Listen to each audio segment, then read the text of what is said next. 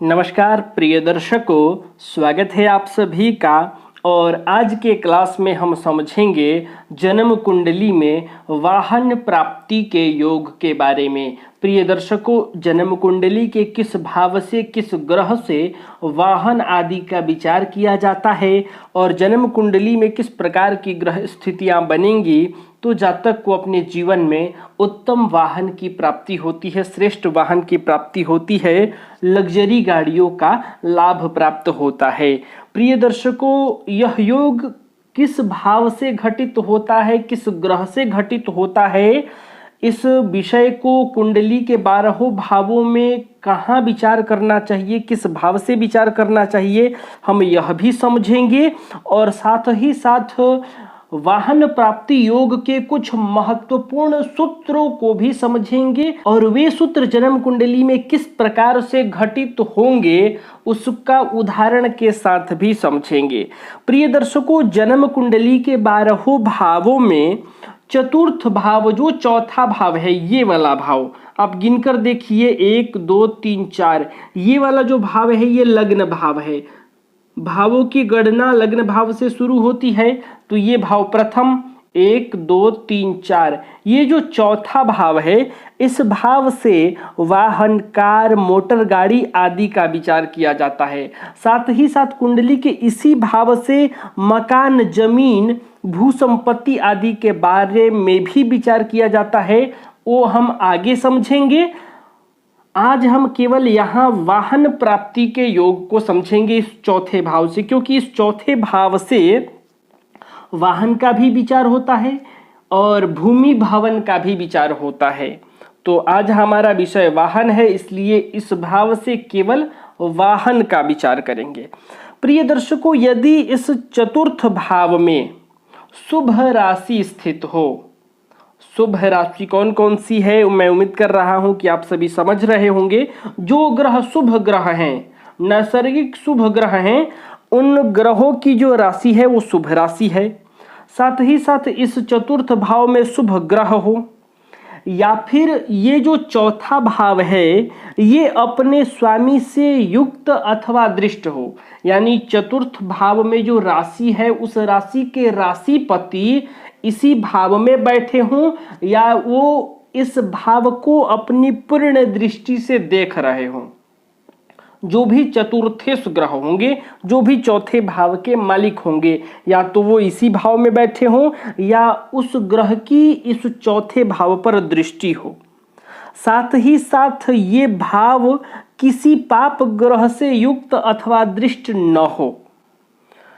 और इसी प्रकार आप चतुर्थेश ग्रह को भी समझ सकते हैं कि जन्म कुंडली में इस भाव के जो अधिपति ग्रह होंगे, चतुर्थेश होंगे, वह भी शुभ प्रभाव में हो, किसी भी प्रकार से पाप प्रभाव में न हो। तो चौथे भाव से संबंधित जो भी फल हैं उस फल की प्राप्ति होती है और शुभ फल की प्राप्ति होती है, श्रेष्ठ फल की प्राप्ति होती है। कहने का मतलब है कि चौथा भाव और चौथे भाव के अधिपति ग्रह की यदि कुंडली में स्थिति अच्छी है तो चौथे भाव से संबंधित फल अच्छे होंगे, अच्छा परिणाम देखने को मिलेगा। साथ ही साथ इस चौथे भाव के जो कारक ग्रह हैं उनका भी अध्ययन चौथे भाव से संबंधित फल को समझने के लिए किया जाना चाहिए। अब प्रिय दर्शकों, इन तमाम विषयों का विचार करने के बाद आपको वाहन प्राप्ति के लिए चौथा भाव और चतुर्थेश आप भूमि भवन के लिए भी विचार कर सकते हैं, लेकिन क्योंकि भूमि भवन वाहन का विचार इसी भाव से होता है। अब यहाँ देखिए, वाहन अलग है और भूमि भवन अलग है, भूमि भवन अलग है। जब चौथा भाव और चतुर्थेश और इस भाव के कारक ग्रह अच्छे अवस्था में होंगे तो आपको दोनों ही चीजों की प्राप्ति होगी, भूमि भवन की भी प्राप्ति होगी और उत्तम वाहन की भी प्राप्ति होगी। लेकिन अब इन दोनों को अलग अलग समझने के लिए आपको थोड़ा सा ग्रहों का भी सहारा लेना पड़ेगा। तो वाहन के लिए आपको देख लेना है कुंडली में शुक्र ग्रह की स्थिति को।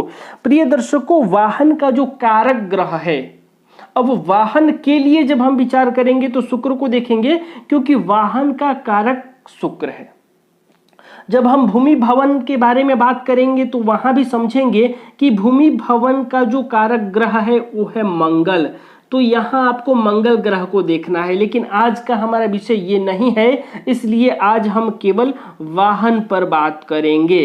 अब आइए समझते हैं कि कुंडली में चौथा भाव और चतुर्थेश के साथ शुक्र की किस प्रकार की स्थिति है, यह भी हम विचार करेंगे, क्योंकि शुक्र इस वाहन का कारक ग्रह है।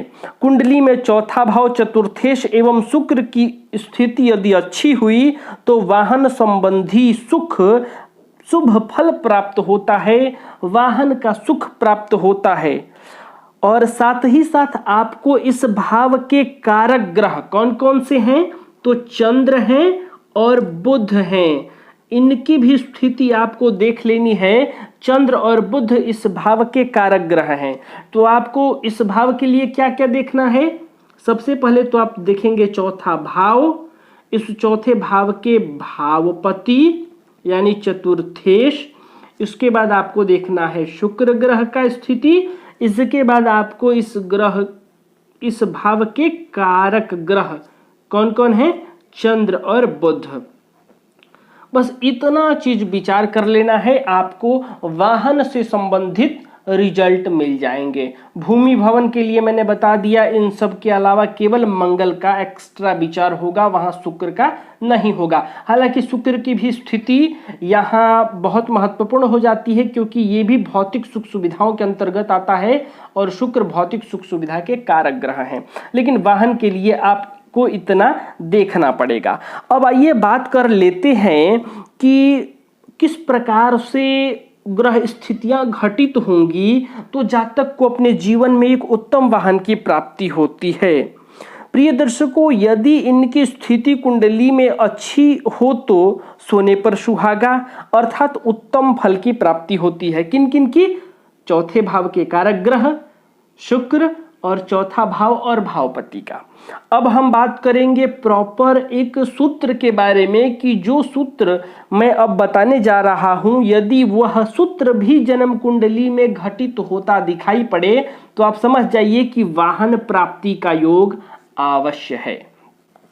प्रिय दर्शकों, जन्म कुंडली के दूसरे भाव जो द्वितीयेश होंगे, इस भाव के जो अधिपति ग्रह होंगे, द्वितीयेश यदि लग्न में आकर बैठ जाएं, दूसरे भाव के मालिक यहां बैठे हों और दशमेश जो कुंडली के दशम भाव के मालिक हों वो जाकर धन भाव में बैठे हों, और साथ ही साथ इस चौथे भाव में उच्च का कोई ग्रह बैठा हो।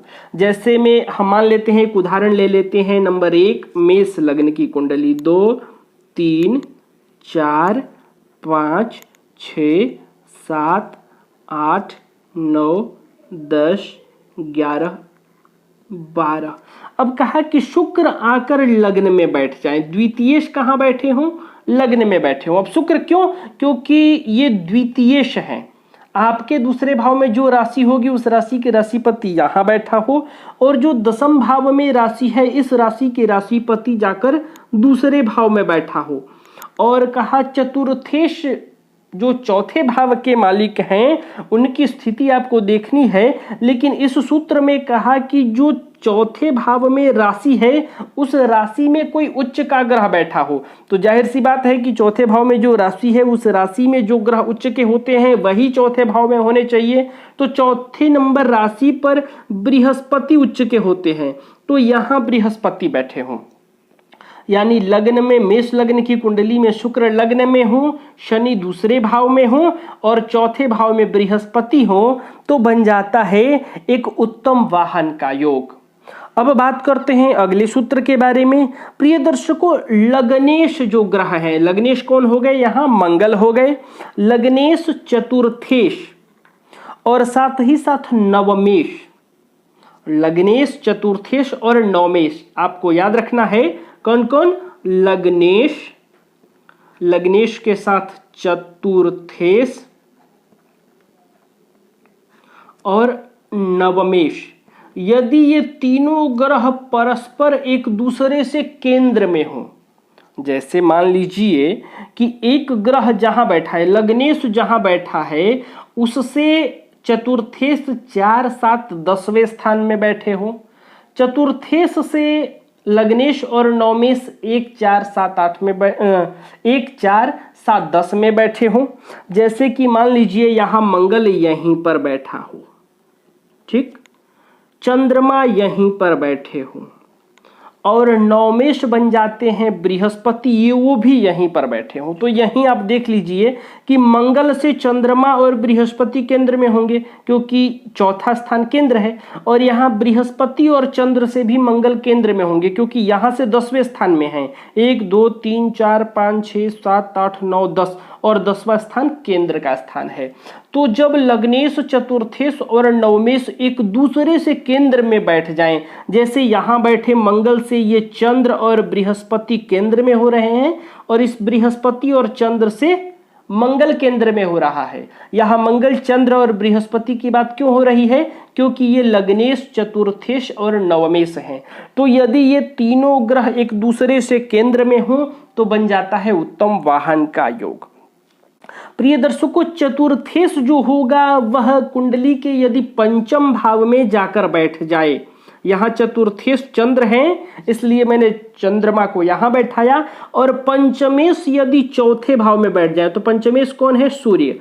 यदि चौथे भाव और 5वें भाव के अधिपति ग्रह एक दूसरे के राशि में जाकर बैठ जाएं, स्थान परिवर्तन कर लें, चतुर्थेश पंचम भाव में और पंचमेश चतुर्थ भाव में, यह भी एक उत्तम वाहन का योग है, श्रेष्ठ वाहन का योग है। जातक को अपने जीवन में उत्तम वाहन की प्राप्ति होती है।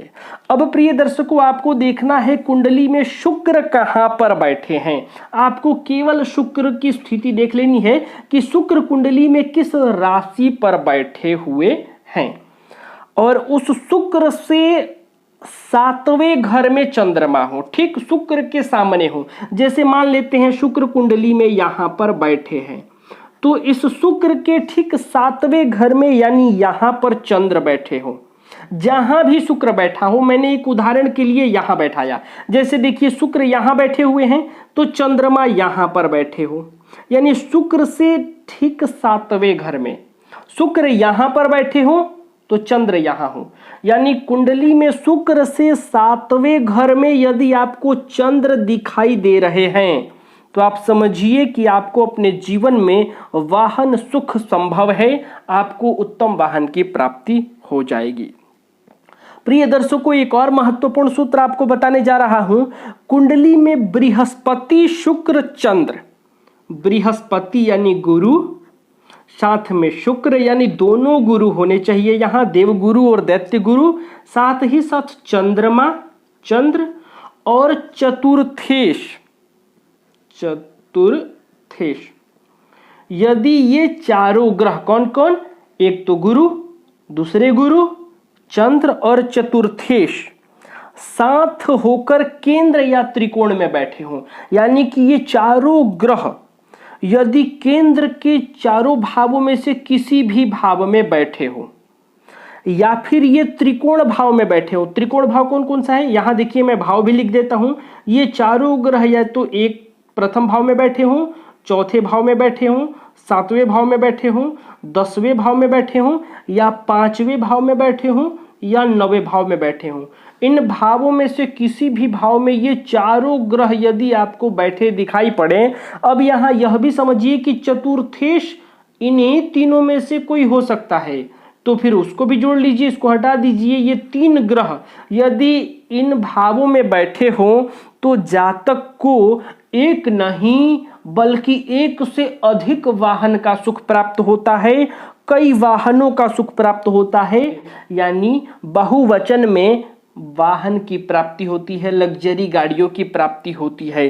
तो प्रिय दर्शकों, आप भी अपनी जन्म कुंडली में इन सूत्रों को देखिए और इन सूत्रों में से कोई भी एक सूत्र यदि आपके जन्म कुंडली में घटित होता है तो आपको वाहन सुख की प्राप्ति अवश्य होगी।